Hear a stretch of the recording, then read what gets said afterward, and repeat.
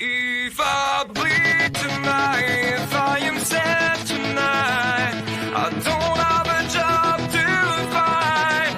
And if I work tonight, if I'm so tired tonight, I'll fall asleep when I'm home, when I'm home.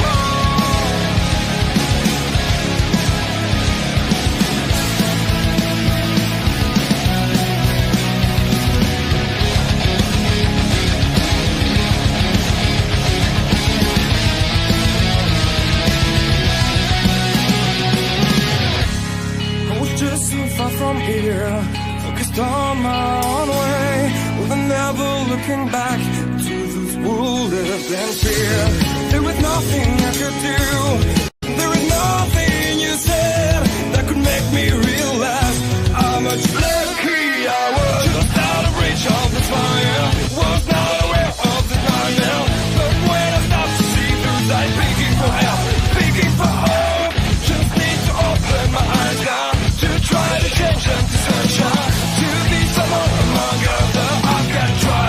If I bleed tonight, if I am sad tonight, I don't have a job to find. And if I work tonight, if I'm so tired tonight, I'll fall asleep when I'm home, when I'm home. No way to go, no one that can see through at the side of the light. I can see my life is crap, I have to see them too. I just live into my world, far from the pain, the feel. Was out of reach of desire, was not aware of the start of hell. But when I stop to see through sight, begging for help, begging for hope, just need to open my eyes now, to try to change them to sunshine, to be someone among us. Good evening, ladies and gentlemen. It is Monday night. It is 7:02 p.m. And that means it is time for the locker room breakdown. Ladies and gentlemen, this is our raw perspective. As you can see, I am the only one here. I am OMD. Thank you for joining. And just before we get going here, we've got the Bulkster coming in saying, have a great show. Thank you, Bulkster. This show would not be possible without all of the hard work you put in for myself and everybody else here behind the scenes. So once again, thank you, my friend. Not a lot to cover as far as the preview goes for tonight, but lots to cover on the review segments. So, ladies and gentlemen, last week we had a men's triple threat Money in the Bank qualifier with Penta, Chad Gable, and Dragon Lee. Now, I was wrong. I picked this match wrong. I actually had this being Chad Gable winning to get over his issues with luchadors.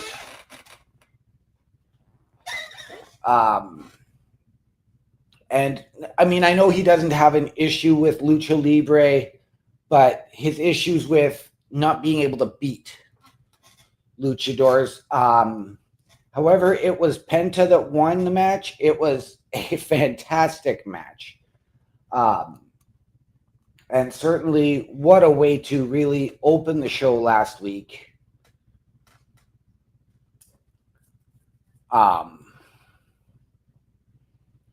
So now that puts Penta into the Money in the Bank alongside, jumpins. I don't even remember who else is all in there. Mr. Best coming in and told me to tilt my camera down. Mr. Best, can you help me out here with who's left or who's in the Money in the Bank? Not counting tonight's qualifying match, which we will discuss a little bit later on. Again, this match was just fantastic. And I mean, really, is there anything that these three guys can't do besides birth a child? These guys delivered. It was hard hitting. The Dragon Lee versus Penta stuff, though not as prevalent in this match, as it seemed to be Chad Gable really trying to take it to both of them. And I like that. And I know that this is setting Chad Gable up, as he has a match coming up next Saturday with Worlds Collide. The first of two WWE PLEs next Saturday, and tonight's show will be the go-home show for the Money in the Bank PLE, but next Saturday as well, we do have NXT, WWE, and AAA coming together for Worlds Collide, and Chad Gable will be going to face El Hijo del Vikingo at Worlds Collide.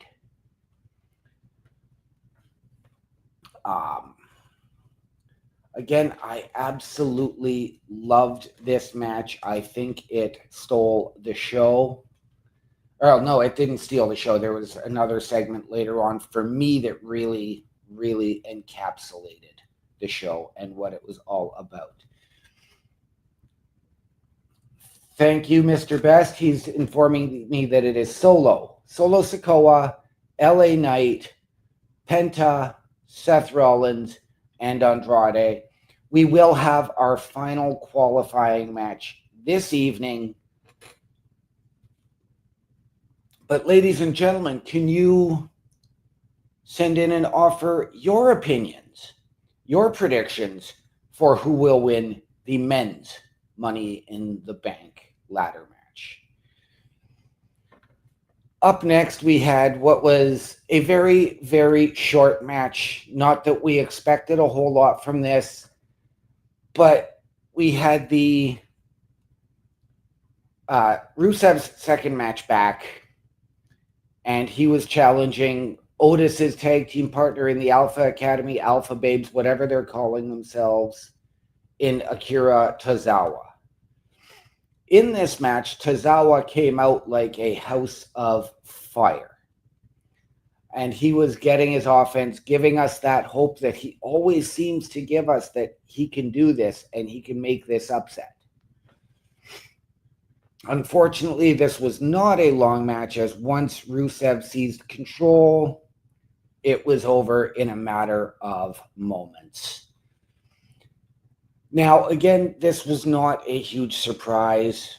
We knew Rusev was going to go in. I was not expecting to get quite the unalivening of Tozawa, but I was surprised that he got more offense, that he got the offense in that he did. Not a great match, but as always, as he's done in his previous match, Rusev continued the beatdown and refused to let go of his finisher, the Accolade, until all of a sudden we could hear some music, but we couldn't tell who it was, but it was Sheamus, Rusev's old running buddy, but Sheamus came out to confront him and have the standoff. Are we going to see more from that tonight? I don't know. But if it's Rusev versus Sheamus, I am here for it, ladies and gentlemen. I would love to see that match come up very, very soon. I just don't know when that will be.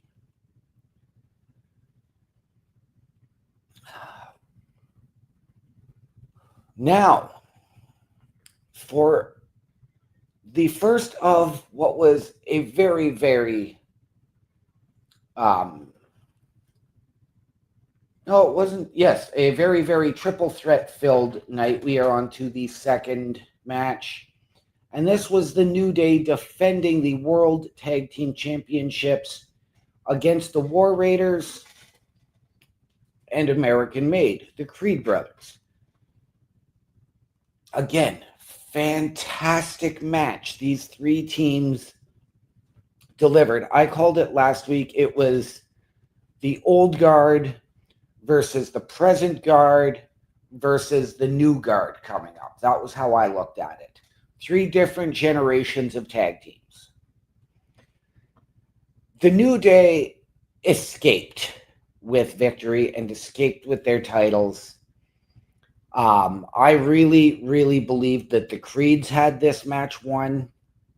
I think they should have won it, but they have put themselves into the tag team title conversation for a very, very long time to come.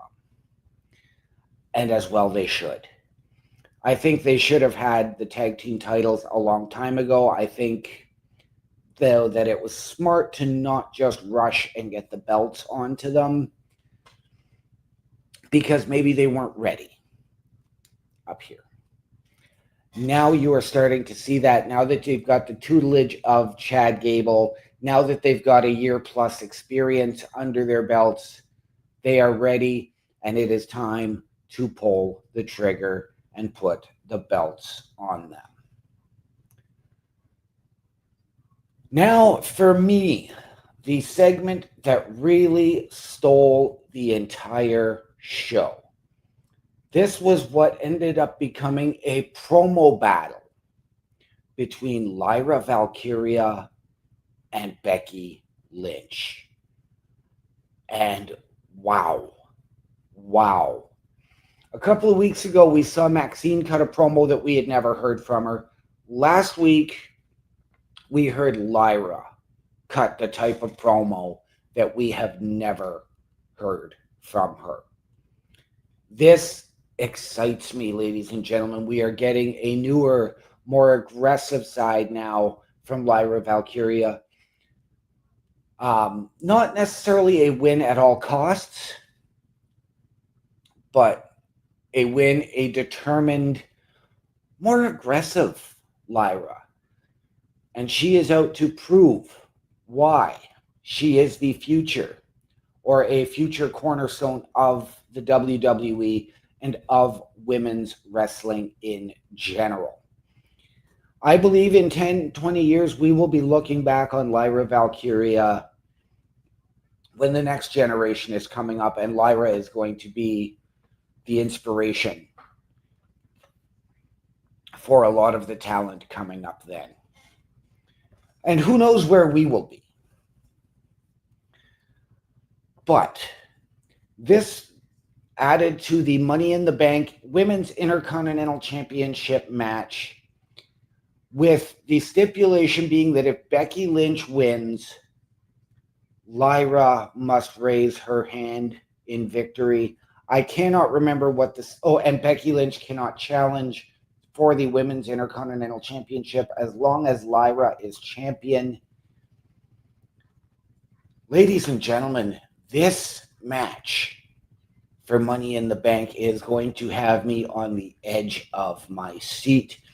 And by the way, ladies and gentlemen, stay tuned on the Turnbuckle Affiliation Program and on Turnbuckle Studios for the PLE Patrol next Saturday, or this coming Saturday, for the Money in the Bank PLE with Chris Best. I am not sure who else will be available, who else will be joining him, but stay tuned. Next, we had a returning Liv Morgan, who has been gone for all of 3 weeks. She was gone to film a movie. She came back in a segment in the Judgment Day Clubhouse with Roxanne Perez, and she was not happy, but not upset.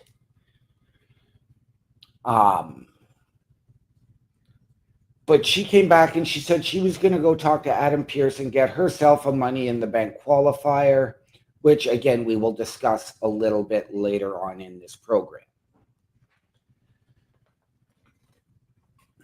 So, that being said, as she was on her way out, she ran into Kairi Sane and wound up getting into a face-to-face with her, not necessarily even a heated confrontation, resulting in a match that Kairi Sane won.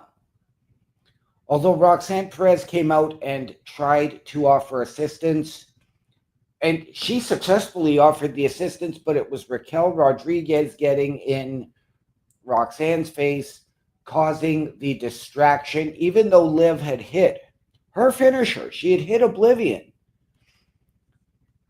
She got distracted by that, and as she was coming out of the ropes from it, Kyrie was able to roll her up.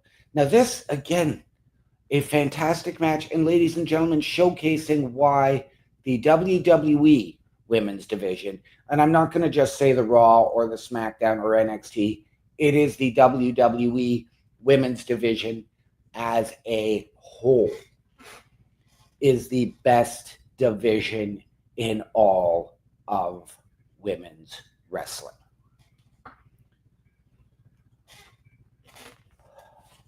Later on, there was another confrontation as a result of this in the clubhouse for the Judgment Day.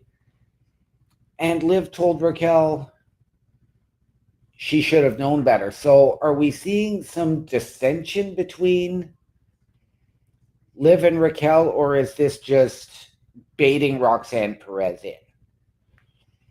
Personally, with Roxanne already in the women's Money in the Bank ladder match, I think it would serve Liv well, and maybe that's what she's doing, to keep Roxanne on her side, with thus bettering the odds for each of them to climb that ladder and come down as Ms. Money in the Bank.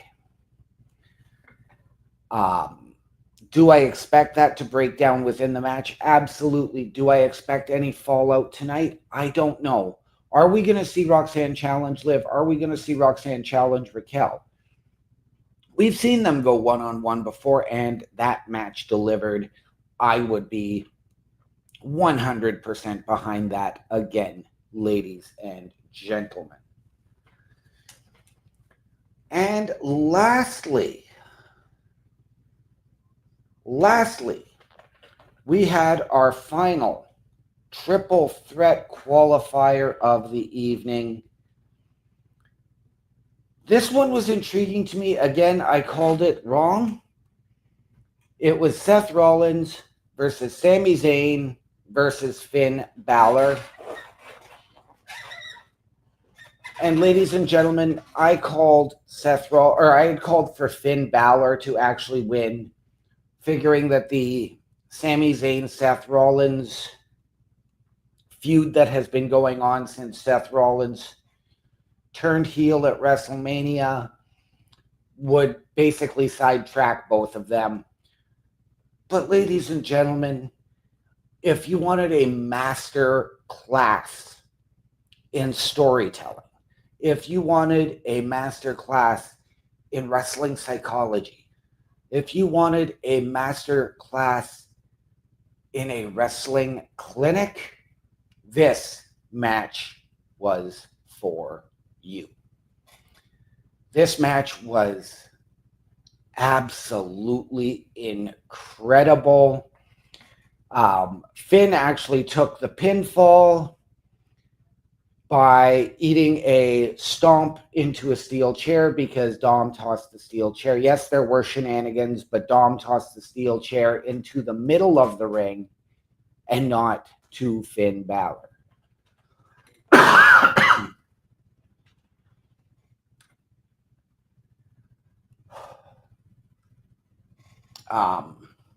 We did see both Braun Breaker and Bronson Reed come out as well to try and cause a distraction for Sami Zayn.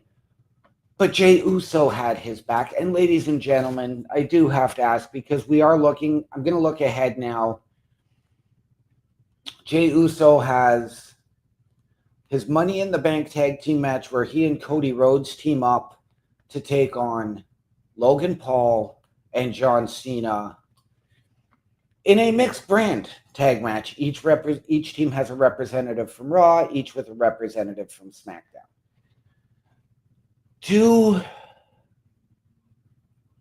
Is Jey Uso biting off far more than he can chew? Because let's not forget, 1 week from tonight, next Monday in Phoenix, Arizona, it is Jey Uso and Gunther in the WrestleMania rematch. So I ask, has Jey Uso bitten off more than he can chew, taking on all of these challenges, putting himself into the middle of just about everything as the champion? It's not the first time we have seen a champion do this. It sure as hell will not be the last. But is Jey Uso trying to burn the candle at both ends? Is he trying to do too much? I'm going to say, yes, I think he is. And I think if he wants to find a wise man to help him out, I think he needs to maybe call his cousin Roman and see how it is that what he should be doing as the champion. Worry about yourself and your family first. Don't go get involved in everything else with everybody else.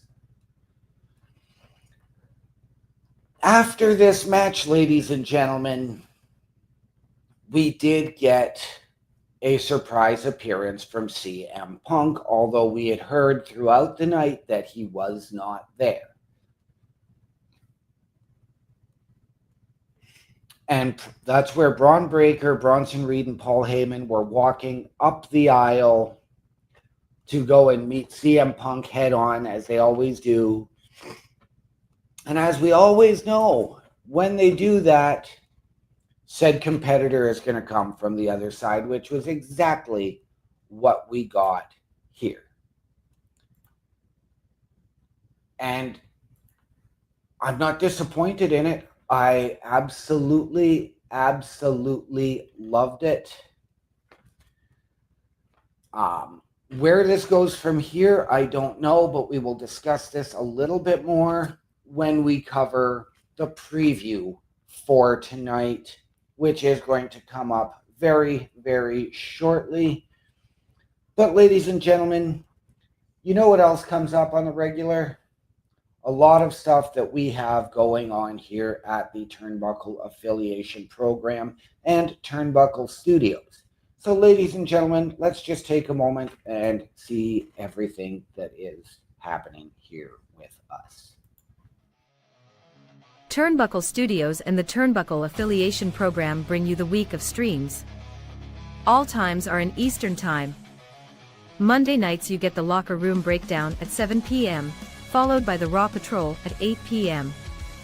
Tuesday brings you the flagship show, Turnbuckle Talk, at 8:05 p.m. Wednesday we play games with the PlayStation Showcase at 8 p.m. Thursday we got total non-stop action with Brace for Impact at 8 p.m. Friday we game again with Unleashed, the Jessica Wilde story at 7 p.m. Following the game, join us for the SmackDown Security Detail at 8 p.m. The weekend brings you Saturday Night Gaming at 8 p.m. On Sunday be sure to catch the Chris Parrish podcast at 12:15 p.m. followed by the Boar's Nest at 8 p.m. Be part of the shows and join the chat every day. And there you go, ladies and gentlemen, everything we have going on here with the Turnbuckle Affiliation Program. For more information, ladies and gentlemen, please visit us as well at turnbucklestudios.org. There is a Meet the Team section. There is a chance to view our latest episodes, including this one right here.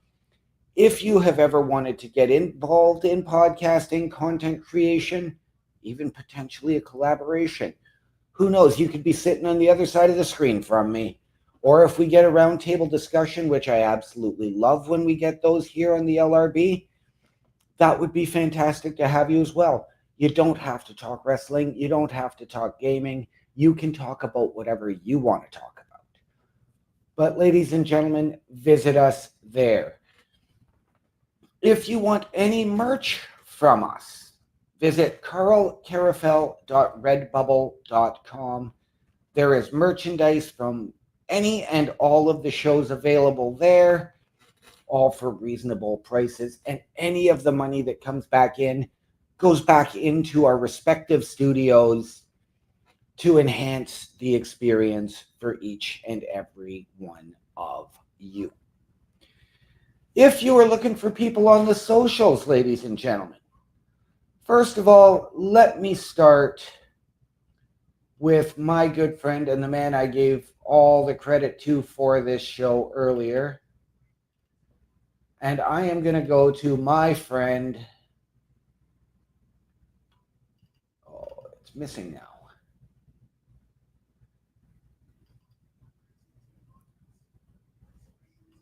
It is missing. But it would be our good friend, the Bulkster. And you can find him both on TikTok and on YouTube at Bulkster Show. And he is fantastic, ladies and gentlemen. He is a great guy. He is the one that gets us the reviews, the previews, as well as now the added special segments. I am going to as well shout out my regular partner here who is once again busy and on assignment, but I want to give a shout out to my boy Bubba Duke. You can find him on the socials, YouTube at Bubba OMD and on Twitch at Boar's Nest with Bubba Duke. As well, ladies and gentlemen, you can check us out on Facebook and Instagram, Turnbuckle Studios, ladies and gentlemen. There we go. That's a brand new one for us to post. And ladies and gentlemen, if you are looking for me, you can find me on Linktree, linktr.ee/OMD show. And that link is sitting right beside me as well, so you can see it as you're watching the show. Do not hesitate to reach out, offer insight, feedback, ask questions. I will get to them as soon as I can, and I will try and answer each and every one.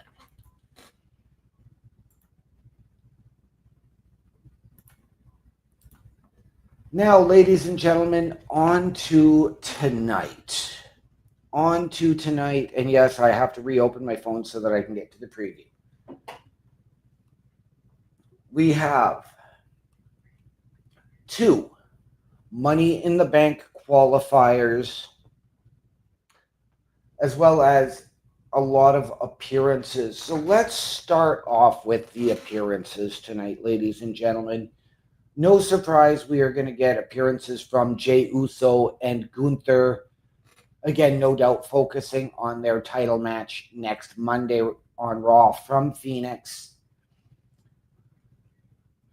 Are we going to get the same type of build-up that we got leading to WrestleMania? I don't think so. The build for this one has been, I think, a little more impactful. I'm going to be honest with you. I like the impact and the way this one is just getting us all right in the feels from both competitors. I am not expecting this segment to actually start the show, though it would not surprise me if it does. As well, we are going to hear from both Lyra Valkyria and Becky Lynch tonight, again regarding their Women's Intercontinental Championship match this coming Saturday at Money in the Bank.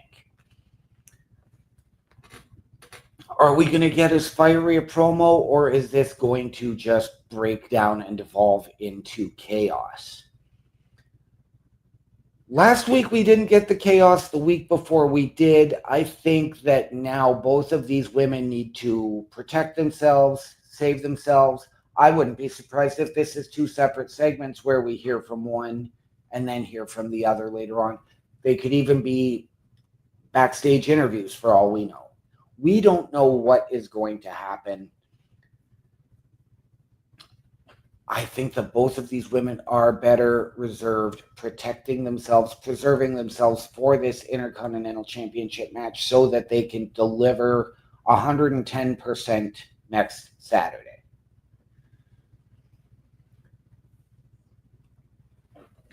Rhea Ripley.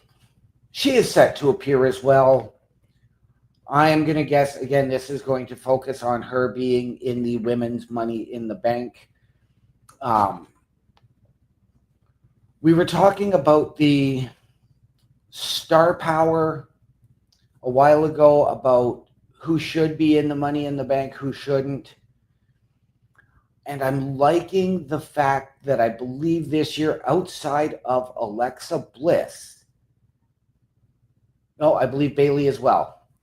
But yes, outside of Alexa Bliss and Bailey, the other four women have never held Money in the Bank. And joining Rhea Ripley in the Money in the Bank, we do have Alexa Bliss, we do have Bailey, we have Julia, and we have Roxanne Perez. We do have another triple threat qualifier tonight, and that is going to be interesting. So let's start with that tonight.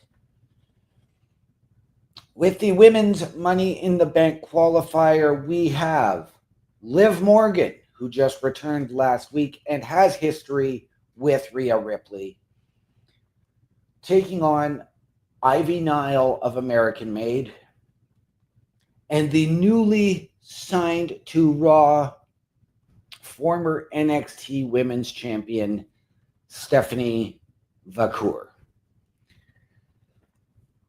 Where do we go with this one? I know a lot of people, a lot of you are going to say they need to push Stephanie and put her in that match. And I would be right there along with you. But I have to look at the history between Liv and Rhea. Now you've got Roxanne Perez already in there, even though she is the quote-unquote outside assistant for the Judgment Day, as made clear by Finn Balor. So I think if Liv qualifies, you get that build, and it's going to help the both of them. If you get Stephanie Vacour, you've got her history with Julia from NXT. But again, ladies and gentlemen, I was actually just thinking about this earlier today. Of the four newcomers in the NXT women's division in the last 6-8 months of Stephanie Vacour, Julia, Zarya, and Jordynne Grace, you've now got Stephanie Vacour signed to Raw, Julia signed to SmackDown. Reports are that Jordynne Grace is going to be signing with SmackDown and moving up to the main roster as well very quickly, leaving Zarya as the only one of those big four female acquisitions left. That's great for the incoming talent who are getting ready to begin their careers at NXT. At the same time, I think this may have been a little bit rushed. I realize that Stephanie Vacour and Julia have lots of talent. They have had extremely long careers outside of WWE to this point, as has Jordynne Grace. But I think you've also just signed Roxanne Perez to her Raw deal last week. I think you are looking now at going to the well once too often, pulling from that well, and now you might weaken your women's division in that regard until some of these incoming talents can really make their mark. As for this match, I am going to take the newcomer because of her history with Julia, because of her history with Roxanne. I am going to take Stephanie Vacour to qualify over Liv Morgan. But I do think that Roxanne Perez is going to do something, again, to try and assist Liv Morgan and end up costing her. So Liv will not be the one eating the pin. But I think that that is how they are going to play this one up. and the men's Money in the Bank triple threat qualifier. This is going to be to determine the last spot. We have CM Punk facing AJ Styles, facing El Grande Americano, the walking Starbucks order. Ladies and gentlemen, I am going to give this one to El Grande Americano. We know that AJ and Chad Gable have some history. I think that is what is going to really play in, but I am also not going to be surprised to see Paul Heyman, Seth Rollins, and company do everything they can to take CM Punk out, distract him, and cost him that match. Potentially seeing him take some injury time, go home for a month, and come back to issue a challenge for SummerSlam. I am going to put El Grande Americano in the Money in the Bank, and we will see that gentleman, Chad Gable, El Grande Americano, perform twice next Saturday, as he will, as I said, be competing against El Hijo del Vikingo at NXT WWE AAA Worlds Collide, and El Grande Americano going to Money in the Bank. I think AJ Styles would be a phenomenal choice for the match, but I also wouldn't be surprised if maybe a Karrion Kross gets involved, and I would love that. I think it's time we see more Karrion Kross in the ring on Raw rather than just in backstage segments. It's time to let Karrion Kross run the clock, so to speak. Count down each superstar's time left. As well, let's not forget, Karrion Kross also has history with Sami Zayn. Now, we don't know what Sami is going to be doing tonight, but I would not be surprised to see him come out and assist CM Punk against Paul Heyman, Seth Rollins, and company.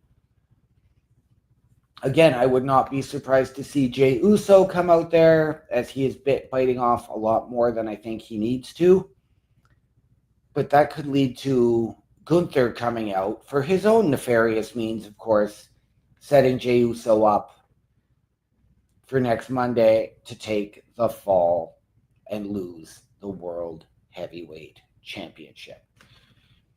Ladies and gentlemen, unfortunately, that does it for me here tonight.